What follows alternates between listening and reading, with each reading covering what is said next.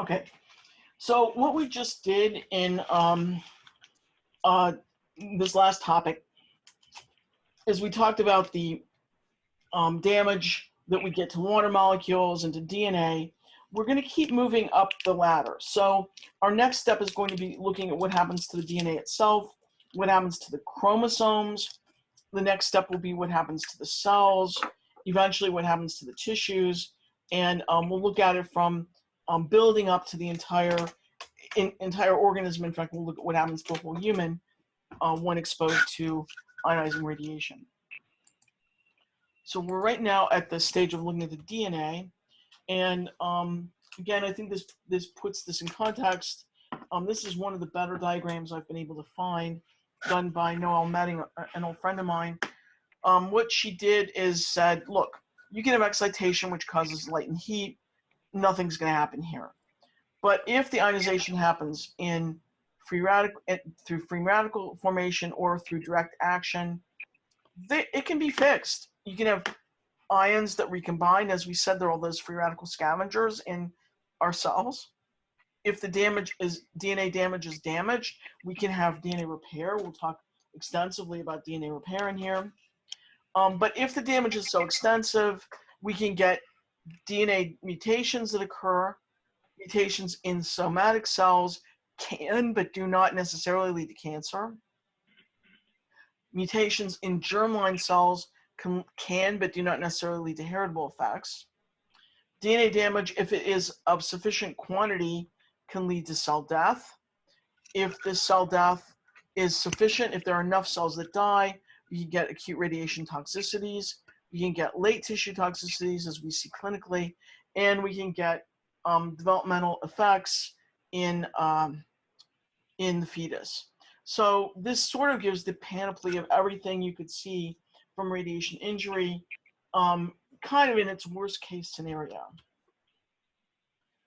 So I keep saying the most important target is nuclear DNA. Why is the mitochondrial DNA not so important? Mitochondria do have DNA, but the usual idea is that each mitochondrion has about 10 or 20 copies of its mitochondrial DNA, and to cause damage to all those copies is difficult. And then if you think about it from a cellular perspective, most cells have 400, 500 mitochondria per cell.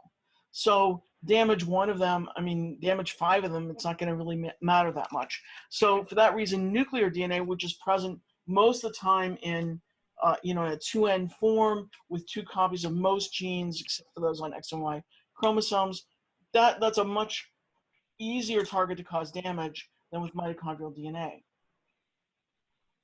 And it's this damage that's going to lead to killing, mutation, and carcinogenesis.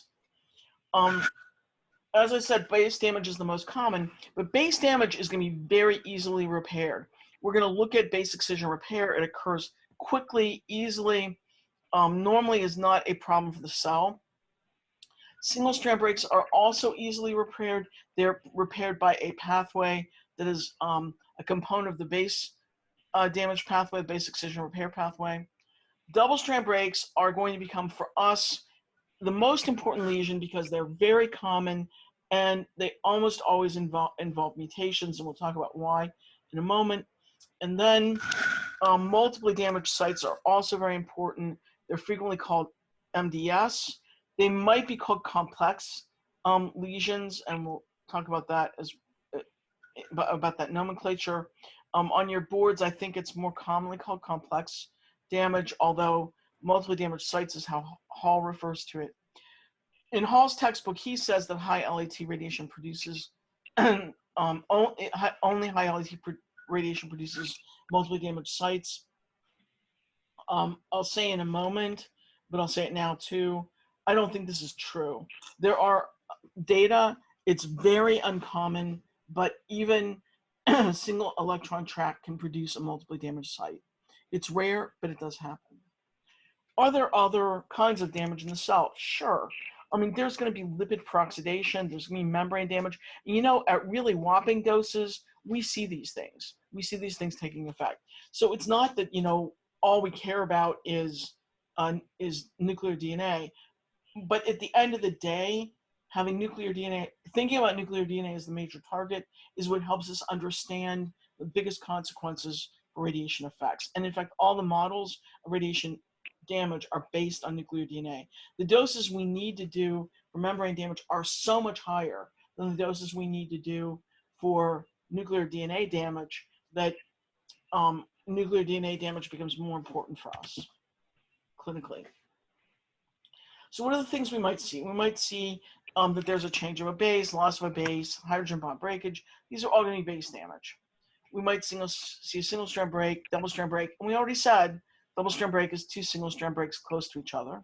We might see cross-linking. Cross-linking is the least common of all these. And the usual damage in the cell is base damage is greater than single strand breaks is greater than double strand breaks in frequency. And here's our old chemical diagram here. And you can imagine if we get a damage, an ionization event here on the base, we're going to get base damage. If we get here, we're going to get single strand break or a double strand break, depending on how much is broken. And we can get a single strand break even if the sugar residue is damaged. So there are many options for what can happen here. And as I said, there can be cross-linking as well, but that is not as common as the other forms of damage that we see. Okay, here's a very old diagram, but it's going to make my point well, and so therefore that's why I'm going to use it. Why are single strand breaks easy to repair and double strand breaks are so damaging? That's the question. So here's the reason why single strand breaks are not so bad. You get a single strand break, the DNA stays together. Send in repair machinery, fix this, and it's all done. The only thing that might inhibit this is if there's peroxidation that takes place as well. Sometimes peroxidation will inhibit repair machinery, but this is relatively uncommon. So the most common thing that happens, single strand break occurs, DNA holds together, and there we go. Problem with double strand breaks is we get two breaks that take place. There's nothing to hold the DNA together. It falls apart. So there are going to be two events that are going to take place here that are going to create problems for us with DNA, with double strand breaks. Here's again the single strand break. Even if it involves base damage, the cell knows you got to put an A in here. This break, let's say that you have a break that takes place like this is a double strand break still, but it's about 3 bases apart. Two possible consequences. Number one, there are DNases all over the cell. As these two fall apart, bases get chewed up by the DNases in the cell. They get joined together again, and we lost genetic material. If it happens in repeated DNA, it might not cause a big deal. But if it happens in a coding region, we're going to lose a protein function. We might even lose the entire protein because it caused an error in it caused a stop codon to appear in the wrong place. So this is dangerous because of the chewing up of the ends with DNases. And many sequencing of these lesions have shown us that in fact there are missing bases around these breaks. The second consequence is one we're going to talk about when we talk about chromosomal injury in just a few moments. This change involves a break, and the DNA strands don't necessarily join up together with each other. They join up to other DNA fragments within the cell because there's nothing holding these two together. Unlike the single strand break where these guys are held together, these now can fall apart and they can join up with something else instead of with each other, and then you're going to have an even greater mutation on your hands. Now, I don't want you to believe that all double strand breaks always lead to error. There is one type of repair that is called error-free repair. It is called homologous recombination. We will talk about it in detail when we talk about homologous recombination repair and DNA repair. But what happens here is a double strand break uses a duplicate of its chromosome to repair itself. When do we have a duplicate of a chromosome? Late S, G2 phase of the cell cycle. So if the break occurs, if the damage occurs in late S or G2 phase, when the DNA has already been duplicated, then we can find homologous recombination can work. And this allows us to copy the other chromosome and return back the right sequence. What's the most common phase of the cell cycle in mammalian cells? Well, most of the cells in our body are G0 phase. Most of the cells in a tumor, if they're cycling, are in G1 phase. So late S G2 phase is among the least common of the phases of the cell cycle, so homologous recombination is not going to occur with great frequency inside the cells. But it does occur, it is error-free. The most common type of repair that's going to take place is going to be in G0, G1, early S, and that's going to be non-homologous end joining. DNA falls apart, DNA break occurs, the ends get chewed up, they, by some miracle, join up to the right ones again, and we're going to have mutations. Hall calls this illegitimate recombination, but on your boards they will call this non-homologous end joining, NHEJ, and it is an error-prone type of repair. You're going to need to know the difference between these two and how they work. Okay. So what are some of the lesions that we might see? I don't know if they've been putting this on the boards in recent times. I'll talk about it, but I'm talking about it mostly to get to this topic of multiply damaged sites. So there are these things called spurs produced by low LET radiation most often. They're produced by tracks, and it's where within a 4 nanometer area you have 3 ion pairs that are produced. You consider the DNA is 2 nanometers in width, so 3 ion pairs sitting on top of that can cause some damage. The blob is usually produced by high LET radiation. It's produced by tracks as well, but it's where there are 12 ion pairs in a 7 nanometer area, and I'll show you a picture in a moment. Most people believe that blobs produce multiply damaged sites.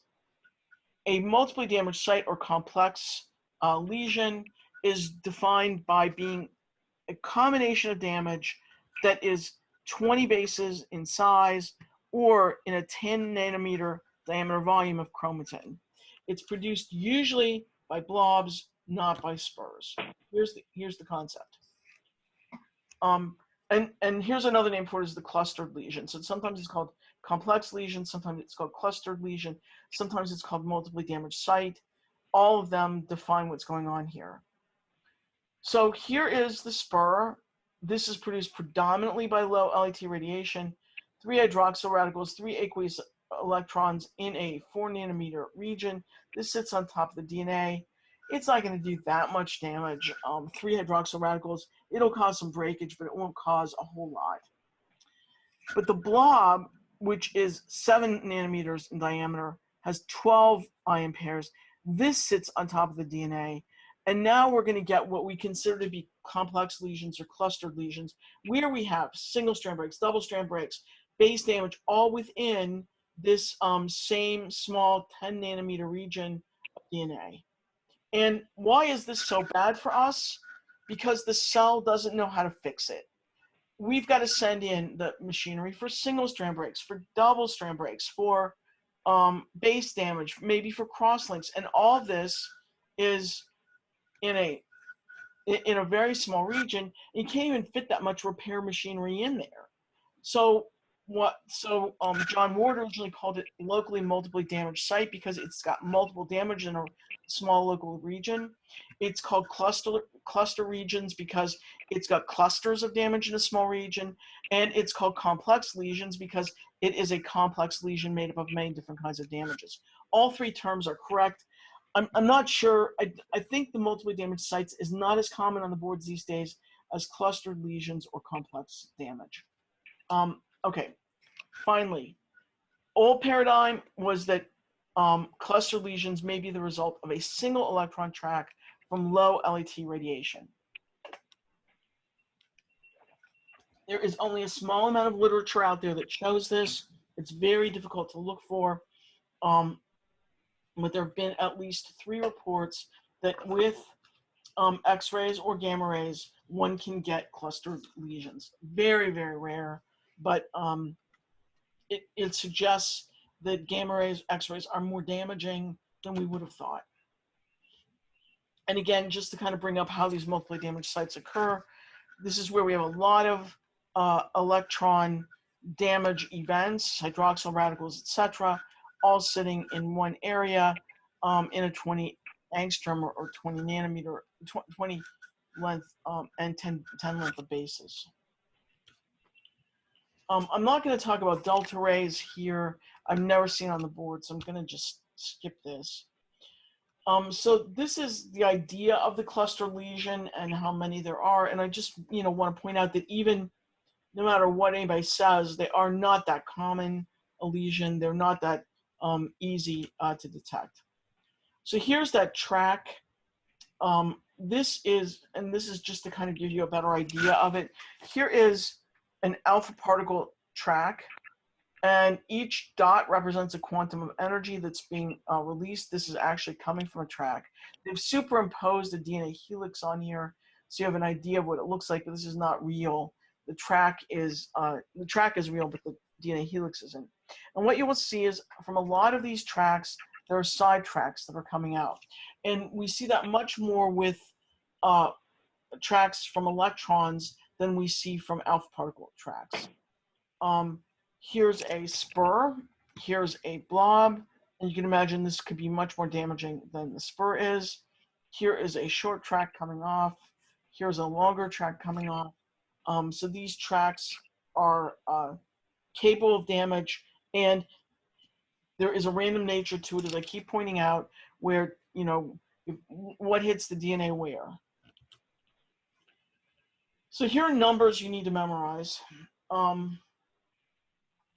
We haven't identified what a D0 dose is. We'll get that in our next lecture. But a D0 dose is approximately 1 to 2 gray. So you give mammalian cells 1 to 2 gray, and what kind of damage do you expect? You expect greater than 1,000 base damage lesions, 1,000 single strand breaks, and 40 double strand breaks. I would know those numbers. Here are the actual numbers for it that you can see. Damage bases, 1,000 to 2,000, single strand breaks, 1,000, double strand breaks, 40, and then lots of other things that you might see here as being important and worth taking a look at. But the fact is, those are the three numbers that I've seen them ask on the boards. Following, as I said, a D0 dose, they're calling it 1 gray here. It's not quite 1 gray. There are also some data on how many tracks actually go through people. I've never seen this on the boards. It's there for your information purposes. Like Penny Jago gave me this.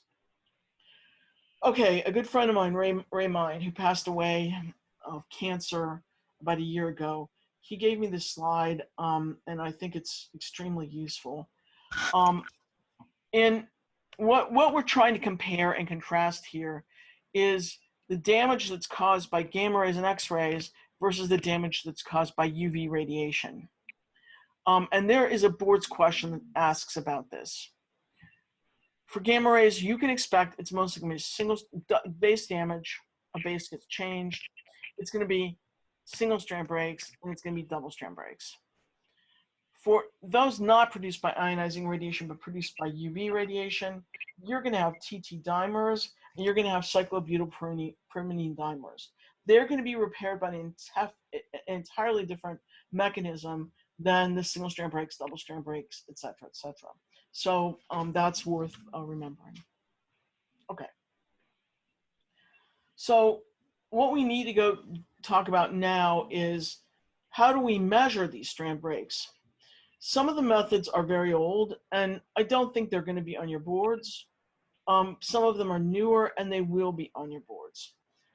For all methods of measuring DNA strand breaks, however, I want you to remember that if you monitor over time, you are monitoring repair, right? So all these methods measure damage, but they also can measure repair by measuring their processing over time. The first method is an old method. I don't know that you need to know it in great detail, but I need to point out the alkaline versus neutral difference because that does come up on the boards and it's useful in a couple of different assays. So let's kind of look at this in perspective. What we're going to be talking about here is measuring damage to the DNA strand. This is not how the DNA exists in the cell, right? It exists in chromosomes. We're going to move up to chromosome injury yet, but we're going to start with how do we measure damage to the strand itself. We also know there's a superstructure to this where there are nucleosomes that function as beads on a string, and there are extended forms of different parts of the chromosome before we get up to full chromosome in size. And you can see many of these kinds of structures, the helix, the nucleosome, a solenoid, which is a twist of the helix, et cetera, until you get to the chromatid. Okay, so here's the filter elution assay, and I'll just mention to you what it does, but I don't think you need to know this in detail. What they used to do is they would give cells radiolabel, so the DNA becomes labeled. So you have radiolabeled DNA inside cells. You extract the DNA, you precipitate it with an acid called trichloroacetic acid, that doesn't matter. But one thing that you do need to know is that nitrocellulose filters have an affinity for DNA. So people would use nitrocellulose to bind to the DNA. It would be retained on the filter. They would then add a buffer which caused the DNA to come off or elute. And they did this, if they did it with an alkaline solution, then both the single strand and the double strand breaks would come off. If they did it with a neutral solution, only the double strand breaks would come off. So that meant that you could distinguish between single strand breaks versus double strand breaks. So first of all, alkaline elution, what did it do? If the bonds were a little bit labile, it broke them more. So you have single strand break, but it becomes very labile and it breaks now. So it would detect single strand breaks, period. But what are double strand breaks? In a way, double strand breaks are types of single strand breaks. They're just ones that are close to each other. So alkaline elution takes off single strand breaks, which include double strand breaks. But neutral situation was not enough to make the single strand breaks be labile. So a neutral solution, which could be anywhere from pH 9.6 up to 7, these would detect double strand breaks only. So this allowed for a measuring of the single strand breaks versus the double strand breaks, and therefore was extremely useful. Here are just some old data, fractions uneluted, the elution time. You can see neutral for normal cells, no radiation, 54 gray with neutral conditions, 54 gray with alkaline conditions, and you can see lots more breaks. What I want to point out is look at the doses here. These are whopping doses they have to use in order to detect the broken DNA. This was not a sensitive technique, and that's part of the reason why it fell apart. The DNA is associated with histones, and there are people that did sedimentation through sucrose gradients. That's never been on the boards. I'm not going to talk about it. The methods that are on the boards, there are going to be actually 3 that I'm going to talk about. The first is the COMET assay. So the COMET assay is a microgel electrophoresis system. It is very sensitive method, probably the most sensitive for measuring the damage to the DNA itself. Let me show a picture and then I'll come back to this. So here's the idea. This is a microscope slide right here. You put the DNA in the center. If the DNA is broken, and you apply an electric current. If the DNA is broken, it comes out and forms this comet. If the DNA is not, it stays here around the rim intact. You measure the amount of DNA in the comet tail, and you get a measurement of the amount of broken DNA. So this COMET assay worked really well. You can do the COMET in alkaline or neutral conditions. If you do it in alkaline conditions, you're going to pick up single strand breaks. If you do it in neutral conditions, you're going to pick up double strand breaks. Got to remember that difference between neutral and alkaline. It's been on the boards before. Now, the other thing I need to say is something about sensitivity. And if you do an alkaline assay where you're picking up single strand breaks, it is the most sensitive means for detecting the damage, not for detecting repair, but for detecting the damage Follow it over time and you can detect repair. There's going to be another method we're going to talk about that gives us even better sensitivity. This is going to detect the damage to the cells. Okay, another method that is a probably more modern method, but it requires very high doses to detect it, is called pulse field gel electrophoresis. It picks up large fragments of DNA, it measures them for damage and repair, and it's usually where you do this sort of zigzag gradient. Let me explain it. This is a gel electrophoresis. The brightly fluorescent stuff is DNA. If the DNA is intact, it stays at the top. If the DNA is broken, it goes down to the bottom. These are different doses, 5 gray, 10 gray, 25 gray. So now what they're doing is they put this DNA on the gel, they run an electric current through it, but instead of running the current directly through where this is positive down here and this is negative up here, what they do is they zigzag it and change the direction of the current. And that makes the DNA sort of wiggle through the gel and allows for distinction of size. So you can see here that we're detecting most is broken at 100 gray. I suppose nobody's surprised by that. But we can start to see some breakage at 5 and 10 gray. But it also allows us to see whether there are particular DNAs that are breaking more than others. So this technique has become useful. There are some groups that use it mostly for detecting what kinds of DNA is broken. Here's another image of the COMET assay. The unirradiated cells, these were given a pretty whopping dose, 8 gray. You can see how big this comet is. And I should also mention that the programs that we use to measure the comet tail in space, we also use to measure the comet tail size here. There's another assay that I need to mention that was on the boards, I guess a year or two ago, and it's called the micronucleus assay. The micronucleus assay, it's simple. You look under a microscope and you look for a micronucleus. Micronucleus is just a small nucleus in the cell. What does the micronucleus contain? Most people believe that it contains an acentric fragment. We'll talk about acentric fragments as we talk about chromosomal injury, but here is the micronucleus. And so after cells have been irradiated, we count the number of micronuclei, and we get an idea of how much DNA damage there was to the chromosome, leading to acentric fragments. And we can even detect these by a kind of fish assay. Here's another picture of the micronucleus assay being used to examine chromosomal injury following radiation exposure. I will say it's a controversial assay. I think what you need to know is that it's used to measure chromosomal injury. It appears to be somewhat dose responsive in that you can see changes with dose, and it is therefore quite effective. Okay. Finally, we're going to get into chromosomal injury itself. And here we've got the normal cell. Here we've got the cell that's been irradiated.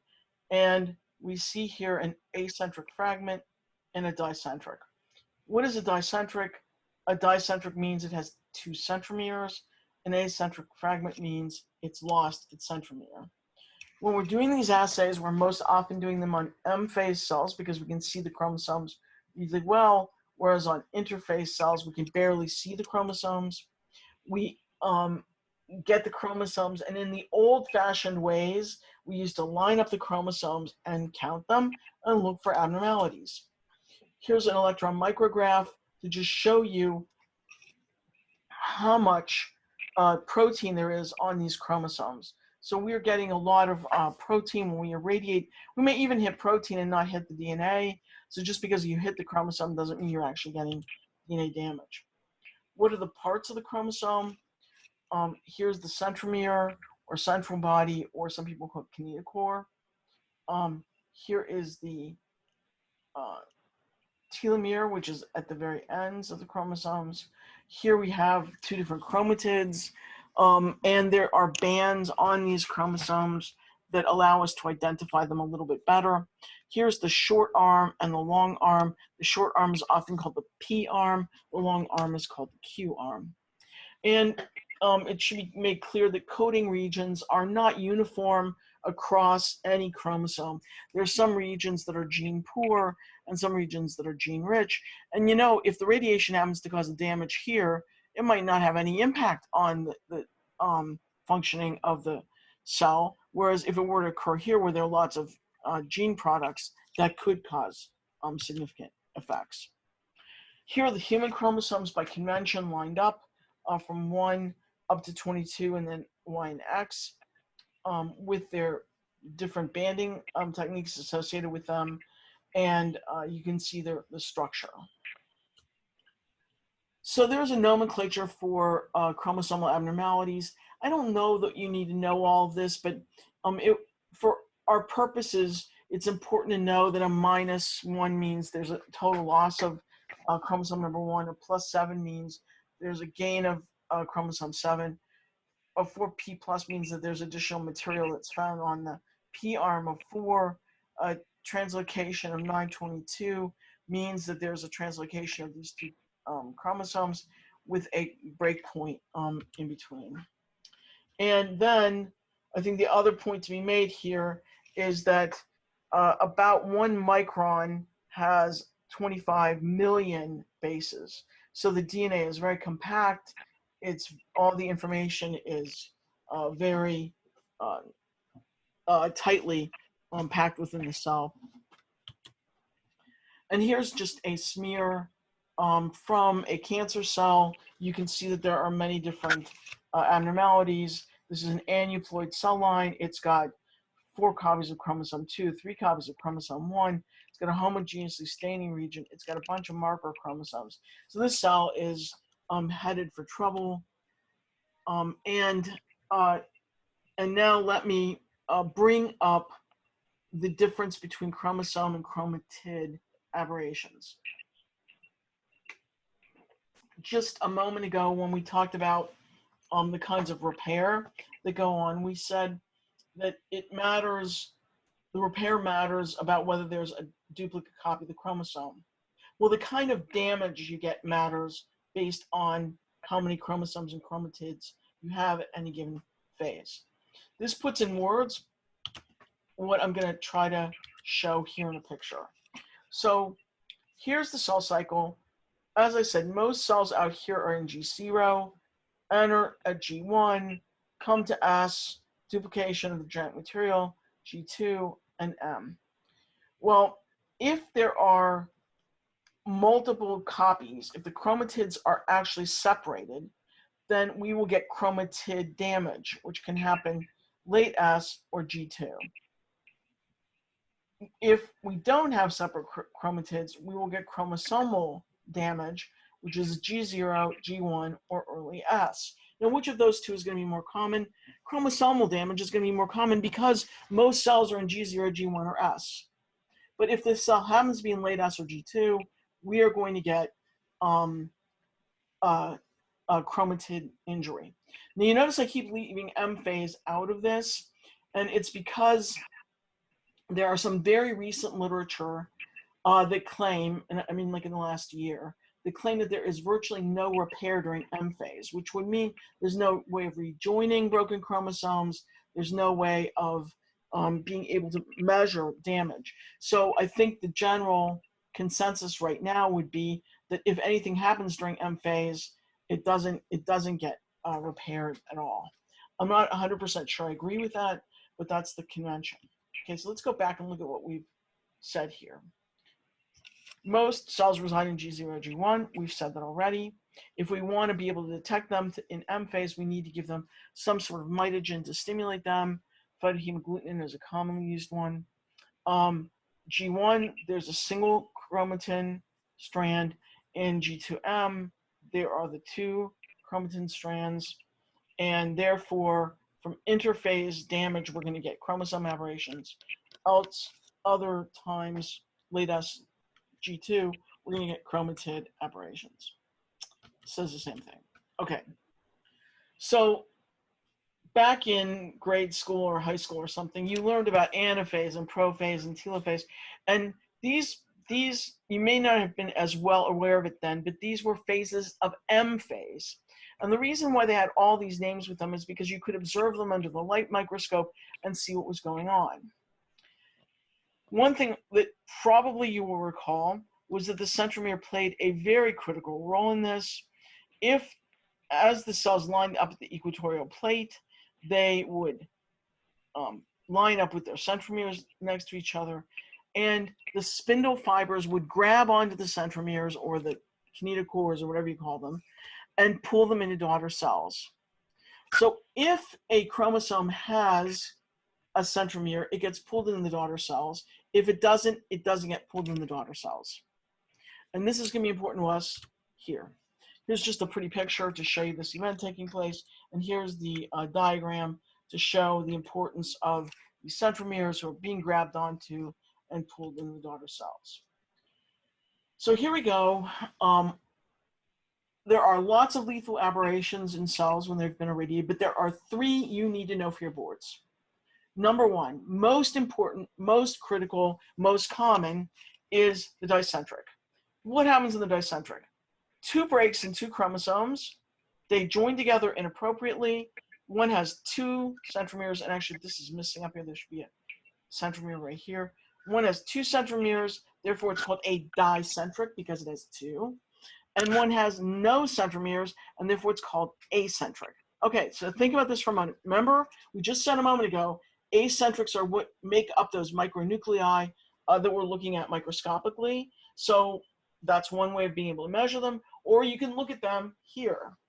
The fact is, when a cell has an acentric fragment, what's going to happen to it? The dicentric, the centromeres will bind, they'll get pulled into the daughter cells, no problem. But when you've got an acentric fragment, what's going to happen to that piece? It's going to be lost. It can't bind to a spindle fiber. It's not going to be pulled into daughter cells, and it's going to be lost during cell division. It might take some time to lose it, but it will be lost. That is usually a big chunk of DNA. The cell can't survive to lose that much DNA in the cell. So the bottom line is, see an acentric fragment in the cell, that cell's destined to die. It might take months to die, but it's going to die. Second most common lesion is the ring. This is where you have 2 damage events on a single chromosome. They come together and form a ring and a large acentric fragment. This goes to divide, acentric fragment is lost. So having a ring is also a sign that that cell will die, a lethal. Why is the dicentric more common than the ring? Because 2 hits in 2 chromosomes is more likely than 2 hits in the same chromosome. Finally, the third lethal aberration is a chromatid aberration. It's called an anaphase bridge because it looks like a bridge during anaphase. We'll see one in a moment. Here we go, 2 hits. These guys join together and we get a bridge, an anaphase with an acentric fragment. This acentric is lost. This cell is destined to die as well.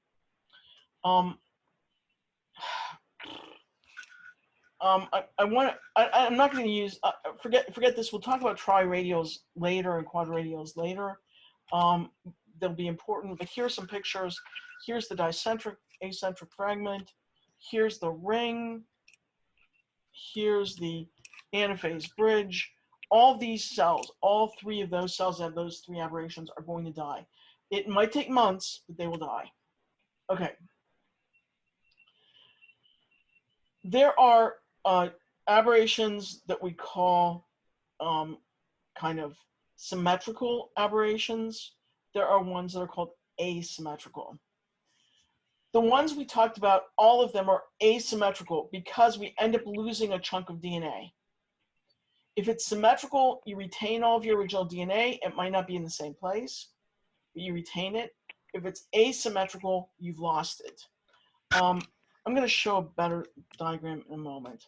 So here are the lethals, the dicentric, the ring, and the anaphase bridge. We're going to talk about this alpha beta ratio stuff in probably next time, but it's there for you.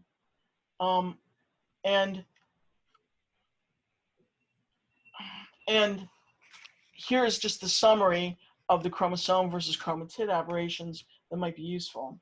But now we're going to talk about I'll talk about 3 non-lethal aberrations. 1, the symmetrical translocation. You're used to this, you remember this from cancer studies in medical school. Cut in 2 chromosomes, so just like the formation of the dicentric, except these guys join up to each other. So they each retain their centromere, but they have some DNA that's been exchanged. Most of the time, there's a little bit of change around the break point, but it's considered a symmetrical exchange because there's not that much loss or gain of DNA. Number 2, 2 hits in the same chromosome, kind of like the ring, except instead of joining up with the end, this joins up with each other, and this piece gets kicked out. In my opinion, this looks kind of big. It should be a lot smaller than this. This is usually called the small deletion because it's got a small loss. I guess they made this big to make it be more obvious. So how are these going to be relevant to us? Symmetrical translocation. We have lots of symmetrical translocations in the population. In fact, some of us may have symmetrical translocations. There's nothing dangerous with them. Occasionally, they give rise to oncogene activation if they hit oncogenes as they're rearranging. But there are people that have lived with symmetrical translocations their entire lives for 40, 50 years and never had a problem with it. There is a high background of symmetrical translocations in the general population. However, small deletions how are they going to be damaging? If there's a tumor suppressor gene on that region, then we're going to put the cells a step toward a cancer. So the symmetrical, it's going to be oncogene activation. The small deletion, it's going to be loss of a tumor suppressor gene. So here are just a few of these translocations that we all are familiar with a exchange DNA. This is a 2,5 translocation. Here are a bunch of translocations that have been found associated with different events, different kinds of malignancies. They're easy to detect in lymphoid cells, so we pick them up pretty easily there, but you can pick them up in other kinds of tumors. There is a third rearrangement that's not in Hall's textbook that I want to mention to you because it is another symmetrical translocation and it's been on the boards. It's called an inversion. It's very simple. You get 2 cuts in the same chromosome and then the DNA flips over and you end up getting them joining up with the wrong ends.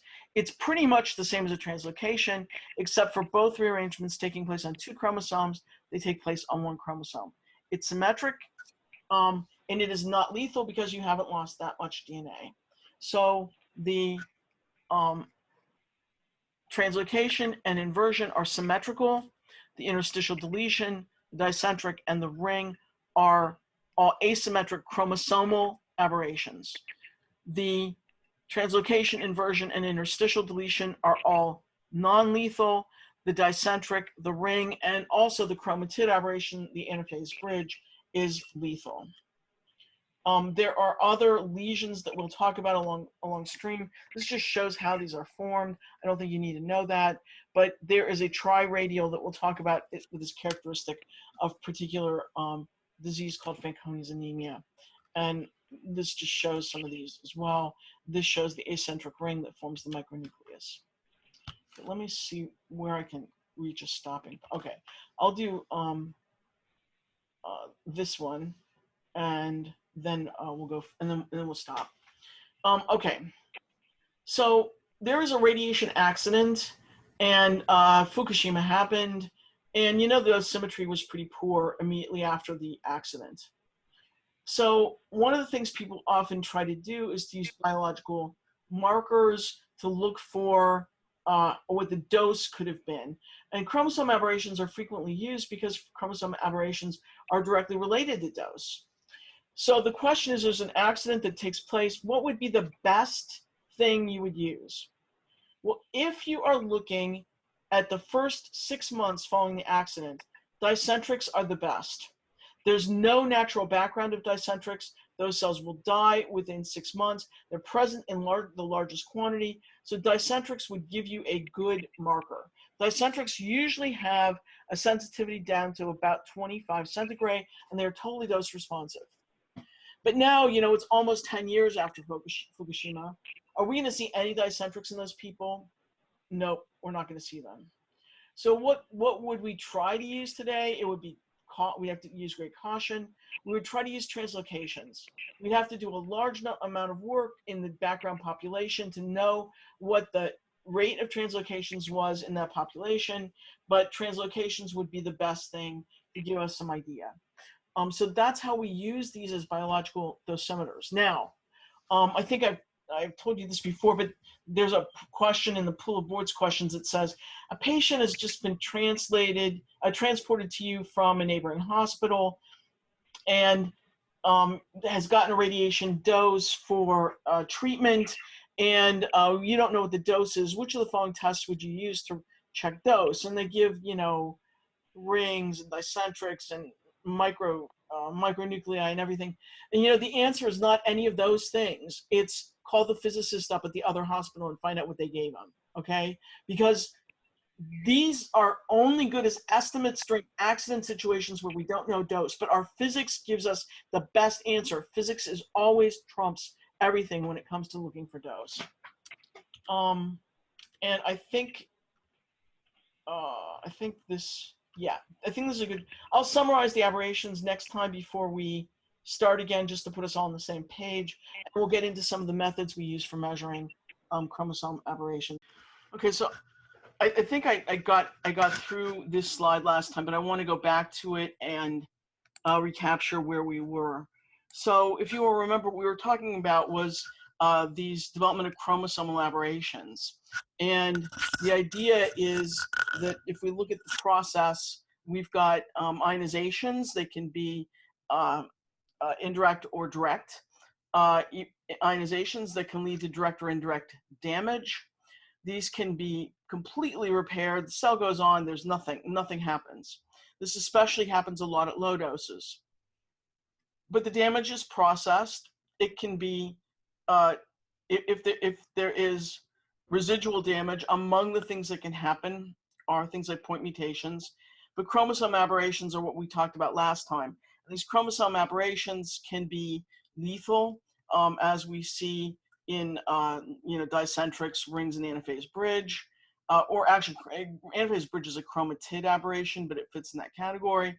Or it can be a translocation or an inversion, reciprocal translocation and inversion, or small deletion, in which case the cell is able to survive, often with effects on it. However, sometimes cancerous, sometimes it's significantly mutated. It just depends on the issues.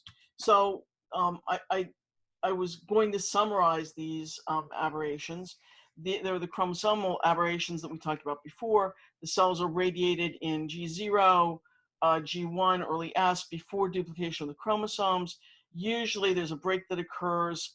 There can be translocations, which are not lethal, and dicentrics and rings, which are both lethal. And as we said last time, in the case of a radiation accident, if we don't really know what the dose is, or if we need to guesstimate dose, in the first 6, 8, 9 months after the accident, we can use dicentrics as a monitor. That sensitivity is 25 centigrade, but dicentrics are lethal. They're gonna die in the patient's cells within probably the first 6 months or so. So beyond that, we would have to use translocations. Translocations are extremely complicated to be able to do because there is a background rate of translocations in any population, and that needs to be determined, and that can vary from one area to another. Chromatid aberrations are when the cells are radiated after duplication of the genetic material, late S, early G2. There's a break on both chromatids that leads to an anaphase bridge, which is lethal. And that is the only chromatid aberration that we talked about. There are some others, but the only one I've seen relevant to the boards is the anaphase bridge.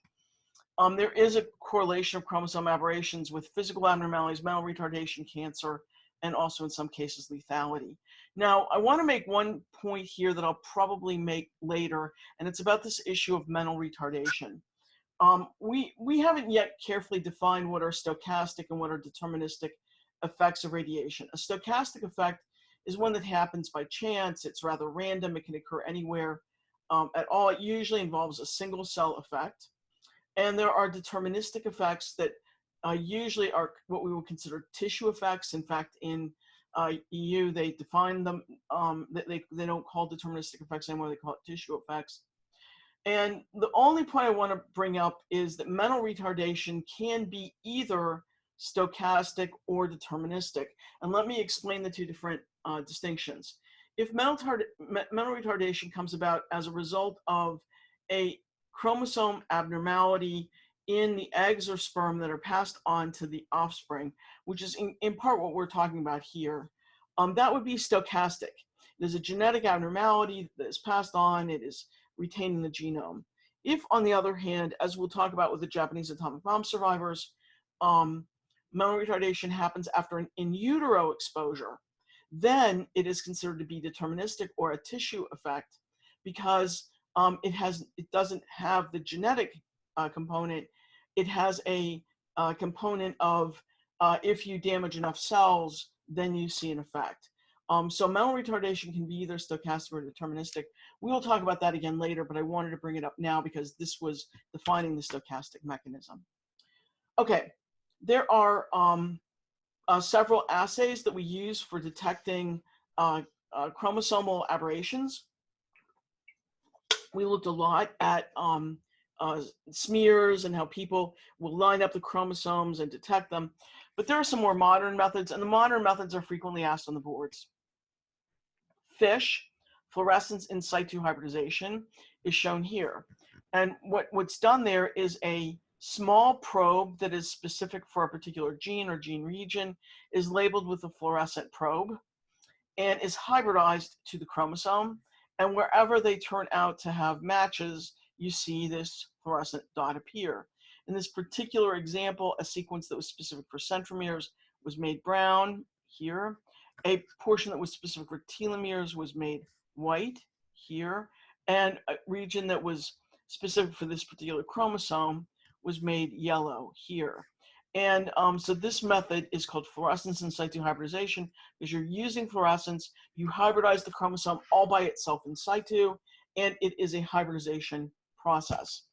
Now, a more common technique, but it is more difficult, it's trickier, is a method that's called spectral karyotyping or SKY. It's sometimes called chromosome painting. And it's where you make a different colored fluorescent probe that is specific for each chromosome. You can then stain every chromosome, see this multicolored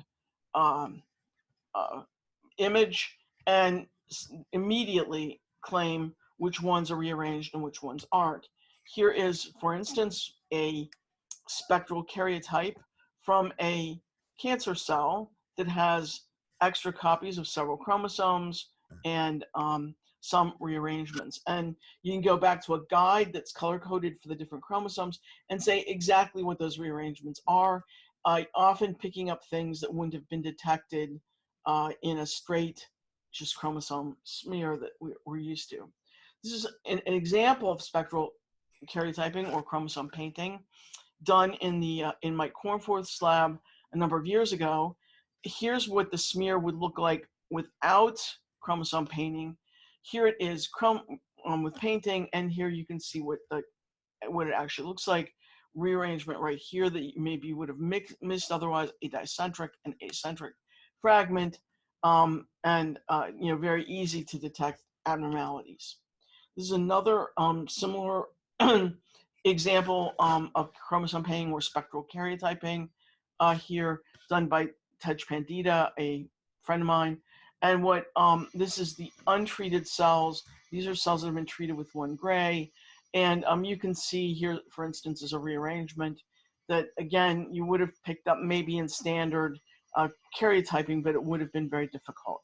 So this technique, FISH, this is a type of FISH. Spectral karyotyping is a type of FISH that is specifically designed to see each chromosome, whereas gene-specific fish is the kind that we showed first. So on the boards, if they ask about fish or spectral karyotyping or chromosome painting, you will know what it is, and most often they're using it for the definition, so you have to know what it works with. And here's one other example. This is in Hall's textbook showing a dicentric with a rearranged fragment and a translocation here. Okay, now we're going to get into a concept that's going to begin here and carry over into the next topic, and it relates dose to, in this example, chromosomal abnormalities. In our next example, we'll relate it to cell survival and cell killing. So here's a plot. You know, radiation biologists got to plot everything, look to quantitate number of aberrations, and by this they mean dicentrics, the number of dicentrics per cell against the absorbed dose. So what they're doing is they're treating cells with higher dose, and then they're counting the number of dicentrics they find per cell. What they predicted was that they would see a curve that was either linear or a curve that was quadratic. Unfortunately, what they saw was a combination. The lower part of the curve was linear, the upper part of the curve was quadratic.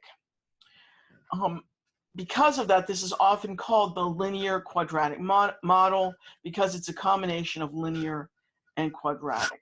What does that mean? A linear relationship means that there is a direct relationship between dose and your endpoint, in this case, dicentrics. A quadratic relationship would mean that there is a relationship between number of aberrations and dose squared. So these look very different on a curve. The linear model looks like a straight line. The quadratic looks like an asymptotic line that's reaching upwards. And so what people said was, look, if you look at the actual results here, there's a low dose portion that is linear, a high dose portion that's quadratic. How could we possibly get this? At low doses, think about it for a moment, oftentimes there's one track or less going through each cell. So the only way to get a dicentric is if a single track damages multiple different chromosomes. Whereas at high doses, where there are lots of tracks going through each cell, now we can have multiple tracks causing multiple chromosome damages, which give rise to dicentrics.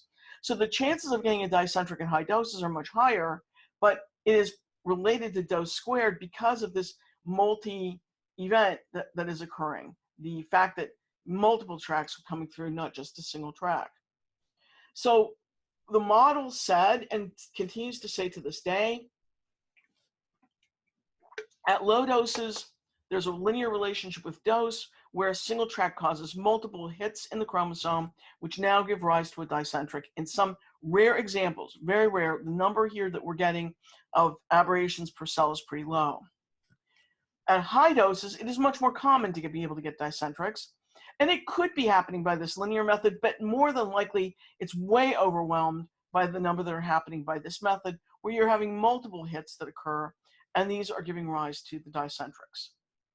If we then put relationship mathematics on this, the idea would be that the yield of dicentrics would equal this, which is a constant called alpha times the dose, plus this, which is a constant called beta times the dose squared.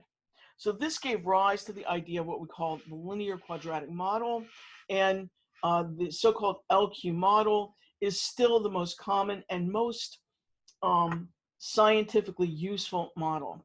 There are a lot of limitations to it, and I myself have written articles about the limitations of the linear quadratic model and its applications, but the fact is this model for sure holds up with regard to dicentrics. Does this make sense, or do I need to say it again? Okay, I'm not hearing anybody say anything, so I will keep going. So eventually what we're going to do is we're going to, in our next topic, take these aberrations we detect and relate it to the survival curves that we usually work with. And I want to point out that in this situation, we were looking at mostly dicentrics, but you could actually look at translocations as well, which would maybe be more meaningful, but nobody does it. Why are they looking at dicentrics? Because dicentrics relate to cell killing, and they're trying to relate this to a survival curve. If we were looking at translocations, it would relate much more toward cancer, and therefore would probably give us a different measure for being able to look at this. Okay. We've talked about a lot of methods for being able to detect strand breaks within cells. We talked last time about alkaline versus neutral elution, comet assay, pulse field gel electrophoresis. We moved into chromosomal abnormalities. Now I want to mention one that I will come back to again in this course, but it is one that is very, very commonly used in the literature, and if it is not on your boards, I will be shocked beyond measure. And it is called the gamma H2AX assay, or the assay, and this should have a gamma in front of it, gamma H2AX foci. What does this measure? What are we looking at? Gamma H2AX is a histone protein, H2AX, that is phosphorylated, that upon irradiation is phosphorylated not in the alpha position, not in the beta position, but in the gamma position. So the presence of gamma H2AX means that cells have been irradiated and are going to repair. The absence of gamma H2AX means that we still have lots of H2AX in the cells, but the cells have not been damaged in any way. So this has become a marker for damage, even though gamma H2AX is actually a marker for repair. But repair and damage go hand in hand.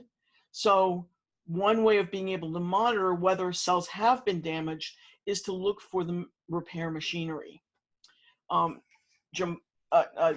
This was done by Bilbon, a friend of mine, and what he did in these studies is he looked at cells that were unirradiated, irradiated for 0.6 gray for 3 minutes, 15 minutes, 30 minutes, 60 minutes, and 180 minutes, and looked for these little spots within the cell called foci. What these are is he's staining with a fluorescent antibody against gamma H2AX. There are none in the resting cells, but when you irradiate, you start to see these spots pop up. And here at 15 minutes, you can see these beautiful foci that are formed. These foci are believed to be locations within the DNA where repair is taking place. So gamma H2AX has been recruited there, and repair is taking place. And these persist for up to 3 hours after radiation exposure, even longer, we'll learn later. So this assay, the gamma H2AX assay, is not per se a measure of DNA damage, but it is a reflection of damage because it's measuring repair. And it has become the most sensitive assay for detecting whether damage has taken place. It's even more sensitive than the common assay in many examples.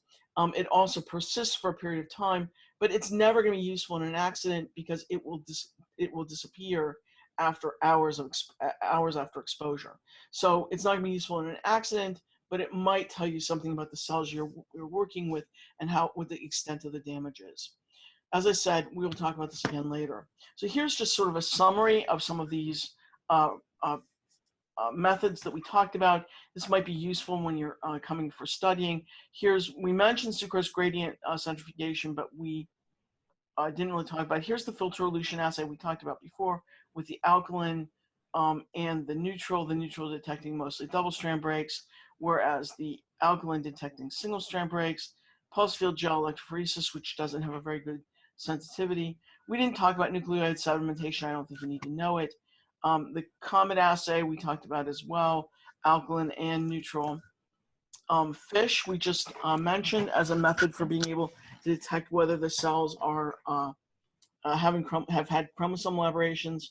We did not talk about premature chromosome condensation, and I haven't seen that on the boards, so we won't talk about that either. And then finally, there's gamma H2AX, which we just mentioned, and has a really great sensitivity. Okay, so we're going to move into cell survival curves. That will be our topic next, but I want to cover a few things here kind of as introductory material. This is the log of the surviving fraction against radiation dose. And here is where diploid cells sit, tetraploid, hexaploid, and haploid cells. Why are haploid cells the most radiosensitive of all these, have the lowest, have the most sensitivity? Because there's only one copy of each repair gene, and if you damage it, the cell can't really replace it, and so it dies. Diploid is better because there are two copies, damage one, the other one's still there. Why are hexaploid and tetraploid so difficult? Well, mostly because the DNA there's much more DNA per cell, and it becomes a larger target to be able to hit. This is going to be the standard survival curve that we're going to talk about in great detail next time. There are many consequences of radiation exposure. We will talk about these. Reproductive failure is going to be the one that we consider to be most important. One final point I want to make here that is not in Hall's textbook yet, but I think it helps in how we think about radiosensitivity and radioresistance in cells. So Burgundy and Tribundeau proposed a law, or what they called a law, many years ago. And that was that you could determine radiosensitivity versus radioresistance of cells based on two criteria. Number one, are they differentiated? Number two, are they dividing?